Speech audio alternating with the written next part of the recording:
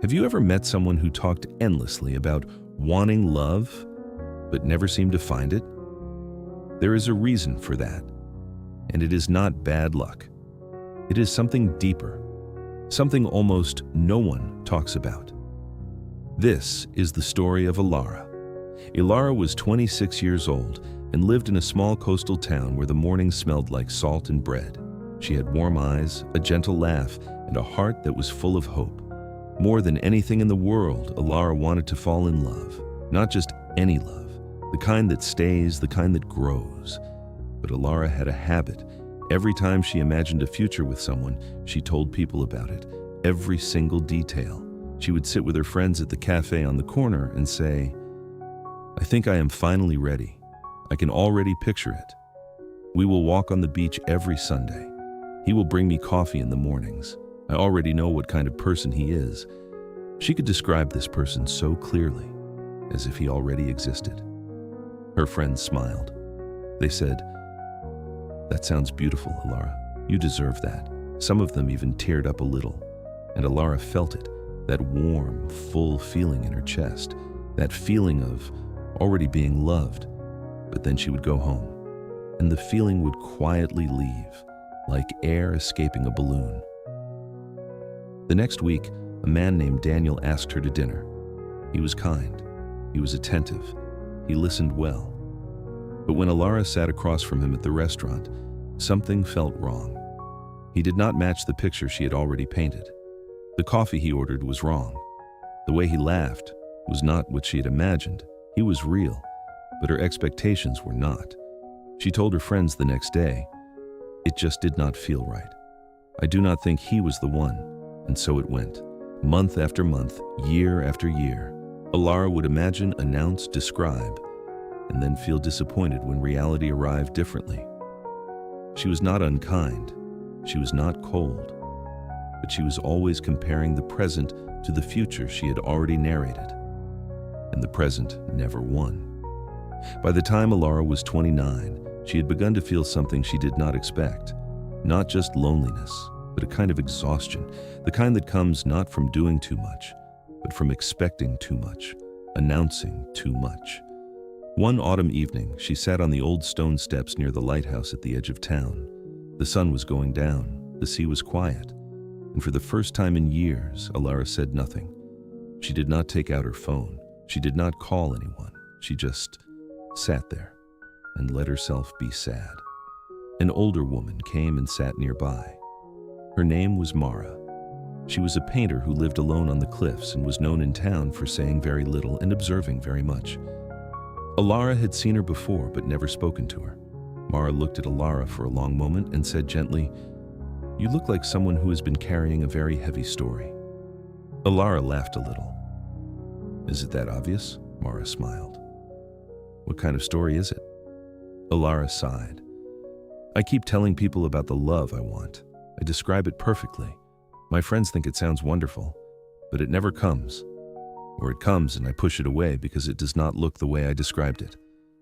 Mara was quiet for a moment. Then she said, "Come to my studio tomorrow morning. I want to show you something." The next morning, Elara climbed the narrow path up the cliffs to Mara's studio. It was a small room filled with light and the smell of linseed oil. Canvases leaned against every wall, some finished, some half done, some barely begun. Mara pointed to two paintings on opposite sides of the room. "Look at these two," she said. The first painting was breathtaking, a coastal scene at dusk. The colors were impossible. Burnt orange, deep violet, and the sea catching the last of the light. Every detail was exact, every shadow intentional. The second painting was only a sketch, a few lines, a suggestion of water, a horizon, nothing more. Elara said, "The first one is extraordinary." "How long did it take?" Mara smiled. 3 years? Now look at the second one." Elara looked again. It was barely anything. Just pencil on canvas.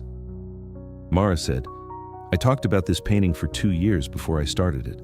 I told every person I knew what it would look like, the colors, the light, the feeling. I described it so many times that when I finally sat down to paint, I already felt I had finished it. My hands did not know what to do. The canvas felt wrong, the brushstrokes felt forced. I repainted it 8 times, and each time I hated it more, because it was competing with the version I had already described. Elara stared at the unfinished sketch. Mara continued. The first painting, I told no one about. I barely told myself. I simply started. Every morning I came in here and let it surprise me. I did not know what it would become, and because I did not know, I stayed curious. I stayed present. I kept going, and it became something I could not have described in advance, because it was better than anything I had imagined. Elara felt something shift inside her, something quiet, like a window opening. Mara walked to the finished painting and stood in front of it. She said softly, "When we describe our deepest desires out loud before we have lived them, we do something dangerous. We give our mind a finished picture. And the mind, once it has a finished picture, stops searching. It stops being open. It compares everything it meets to the picture it already has. And almost always, reality loses. Not because reality is worse, but because reality is different. And different feels like wrong when you have already decided what right looks like." Elara sat down slowly. She thought about Daniel, about every man she had dismissed, about every moment she had spent narrating a future instead of living a present. Mara sat beside her and said, "Love is not a plan. It is not a list of qualities. It is not the story you tell your friends over coffee. It is something that grows in the space between two people when neither of them is performing, when neither of them has already decided the ending." Elara was quiet for a long time. Then she said, "So what do I do?" Mara looked at the unfinished canvas. "You stop describing it. You stop announcing it. You let it be unfinished for a while. You stay in the sketch, and you see what comes." Elara walked home slowly that morning. The town looked different, quieter. She noticed things she had not noticed before. The way the bakery light spilled onto the cobblestones, the sound of a dog barking 2 streets over, the smell of rain coming. She felt strangely present, like she'd just landed somewhere she had always been but never fully arrived.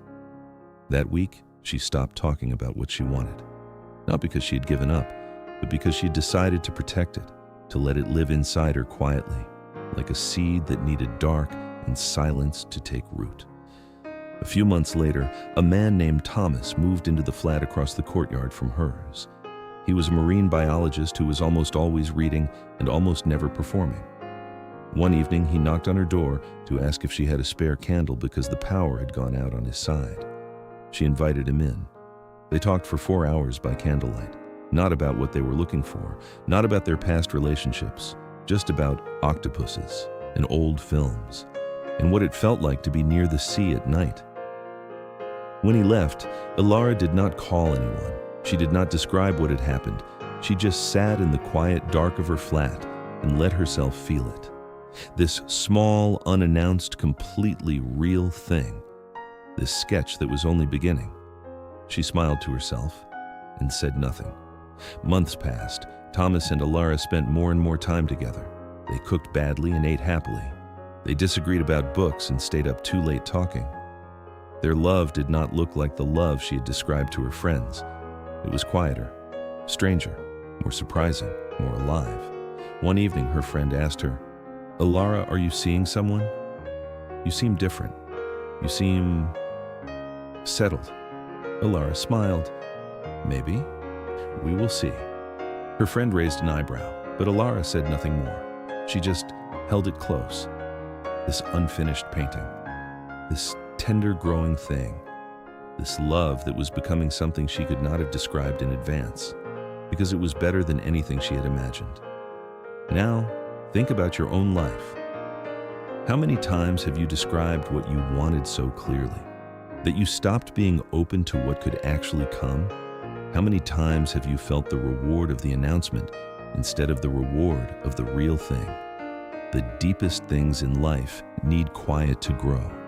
Love, purpose, creativity, faith.